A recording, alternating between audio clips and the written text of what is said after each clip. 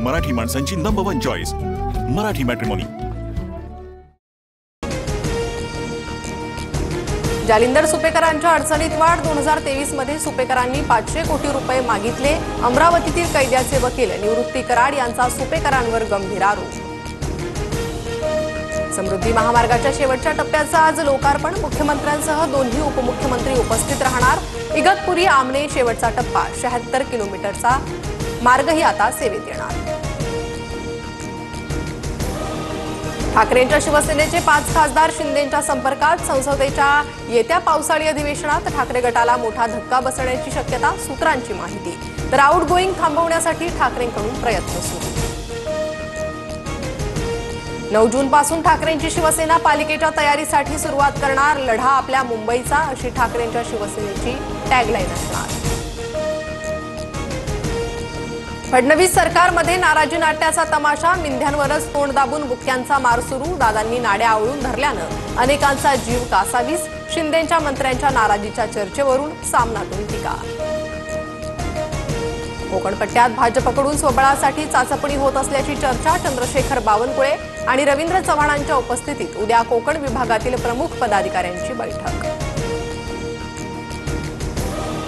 Prashant येळवंडेंचा JCB आम्ही जप्त केला नाही। इंडसइंड बँककडून स्पष्ट। येळवंडेंकडून जेसीबी जप्त करणारी हगवणेची माणसं।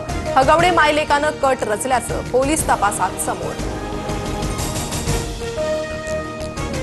हिंदी सक्ती नसल्याचा अध्यादेश अजून का नाही? राज ठाकरेंचे शिक्षण मंत्री दादा भुसेंना खरमरीत पत्र। हिंदीची पुस्तकं छापण्यावरून दिला निर्वाणीचा इशारा।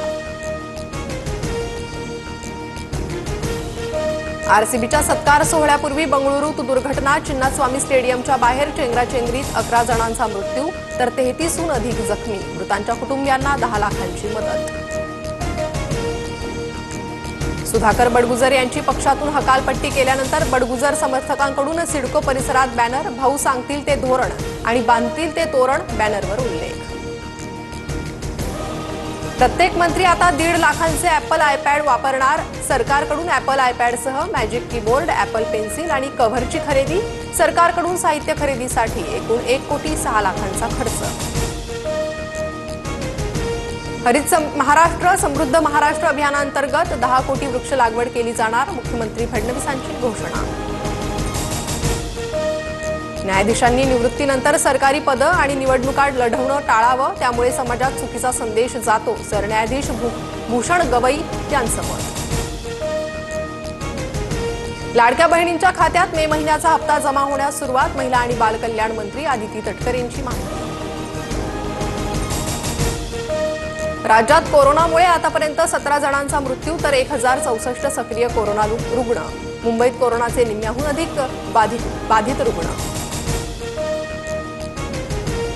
चिनाब पुलाचं उद्या पंतप्रधान मोदींच्या हस्ते उद्घाटन। काश्मीर खोऱ्यासाठीही एकाच वेळी 4 वंदे भारत एक्सप्रेस धावणार।